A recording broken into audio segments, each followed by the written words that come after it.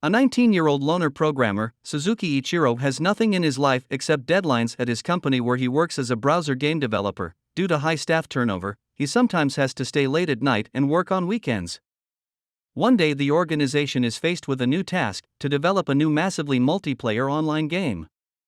To meet the deadline and fix bugs in the previous RPG, Ichiro has to settle down at work again. Once again, sitting at the screen late, he is so tired that decides to take a nap right in the workplace like the rest of the colleagues. But the young man wakes up in another world, the world of the game he was working on, where he becomes a 15-year-old boy named Satu, the nickname he chose when he was a beta tester. Before the young man even has time to realize what's happening, he suddenly encounters an army of scaly monsters. When Suzuki realizes that the interface is not functioning due to program errors, he despairs, because in this universe he can die at the snap of his fingers.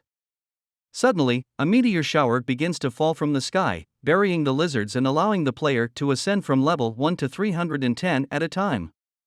Ichiro also notices many useful skills and tools in his arsenal and decides to try them out.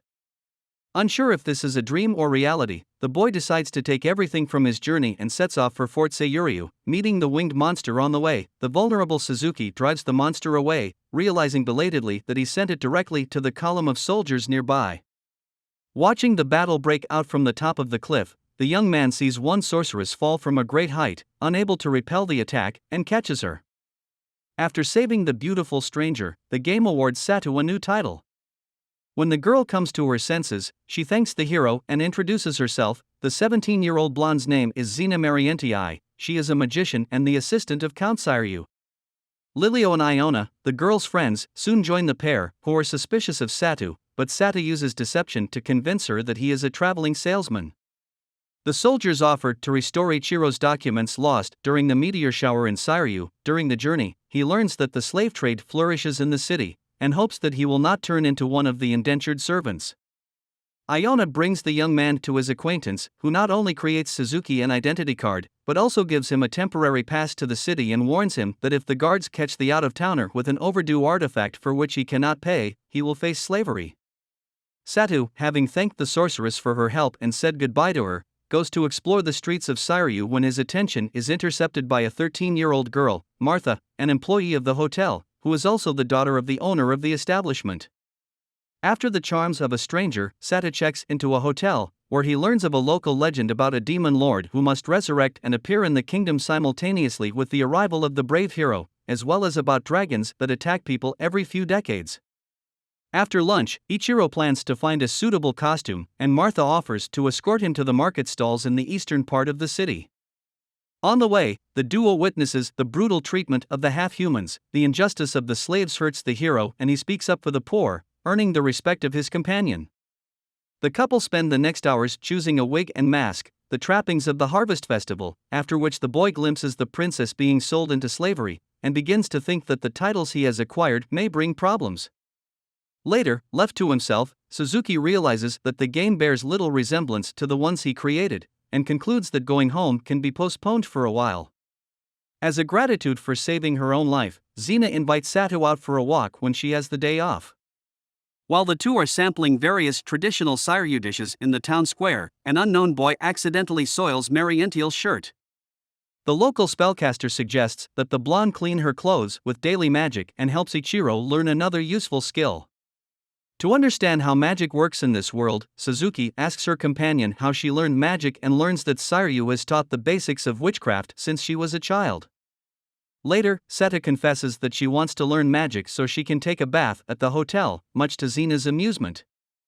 Then they travel to the temple, where the army mage shows his savior an old mural depicting the first battle with the demon caster. The girl draws Ichiro's attention to the holy sword, which begins to glow blue when the hero touches it, then introduces him to her mentor, Count Saryu's daughter, Yelena.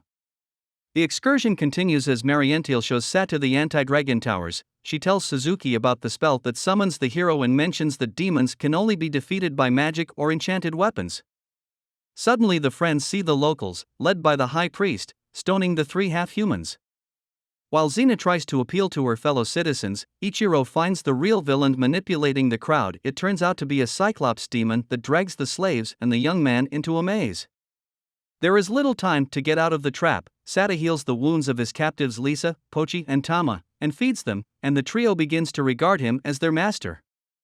Having armed the eldest girl and ordered the others to keep their eyes open, Ichiro and his staff press forward and stumble upon the monstrous insect. After defeating the monster, Lisa tells her master about a nucleus inside the monster that could be traded for something of value in the city. Slowly but surely, the four move toward the exit of the maze. While Pochi and Tama hunt the creatures down and distract them with stones, Satu and Lisa completely destroy the monsters with their weapons. Despite this, the slaves' experience and abilities are not boosted, but Ichiro acquires new titles. After he gives Pochi advice on how to behave in a dangerous situation, the game gives him the new title Tamer. Soon the levels of Satu's charges begin to rise. As an attentive mentor, Suzuki diligently watches over the girls, giving them food and time to rest, while he himself stands guard, preferring not to think about what will become of the group at the end of the adventure. The next journey brings many discoveries. Lisa finds a way to kill the slug, and Ichiro gets rid of the lurking panther by activating the trap. Then the team notices the strange shells, guessing that there are people there. The hero frees everyone and manages to threaten retaliation against the abuser of his wards. Once the boy is reunited with Yelena, Xena, and her squad, the soldiers find a chest from which they accidentally release a demon. Cyclops uses hypnosis to make everyone present fight each other. The impervious Satu kills the panther that appeared with the holy sword, then, disguised, prepares to defeat the enemy, but the latter summons a higher demon. To the surprise of the enemy, Ichiro refuses to wield a weapon when it is not colored blue. The boy chooses a fiery spear and attacks the villain using all his strength. After defeating the supreme demon, Suzuki receives the title of hero. After his release from the maze, when he becomes the full master of Lisa, Pacha and Tama, the slave trader offers to buy Lula and Arisa. The latter shocked Satu when she clearly pronounces the Lord's name in Japanese. When the girls join Ichiro's team, the hero learns that Arisa, whom he saw earlier in the market with Martha, was a princess of the Kaur kingdom, but she, like Lulu, was sent into slavery after the country was conquered. When Suzuki discovers that no one but the former heir to the throne has eaten proper food, he immediately takes the four to an inn, where she feeds them up to their capacity, then decides to dress up her charges and buys them new outfits. At the hotel, the group encounters the dismissive attitude of the visitors. Arisa uses magic to lower the degree of tension in the room, and offers an alternative: an overnight stay in the stable. During the night, Satu senses something is wrong. When he wakes up, he realizes that the princess is trying to kiss him. He quickly guesses that Arisa is using magic to seduce him and immediately orders her to stop. The girl has to confess two things: her crush on the Lord and the fact that she used to be Japanese Arisa Tachibana, who died on Earth and was reincarnated as a princess.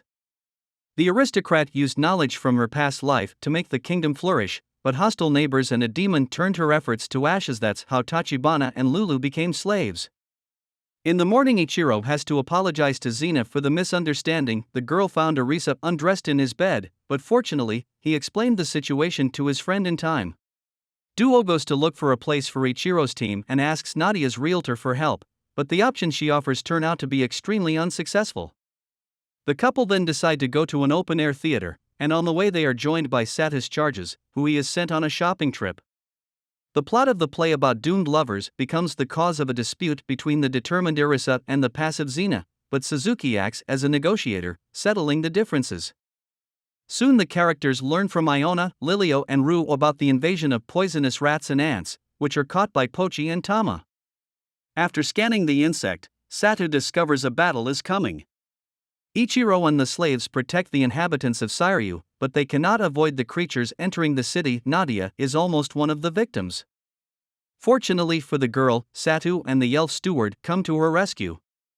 After defeating the pests and selling monster nukes, Suzuki takes the five to a tavern, treating them to a celebratory dinner, and himself, at the insistence of the victims rescued from the maze, reluctantly goes to a public house.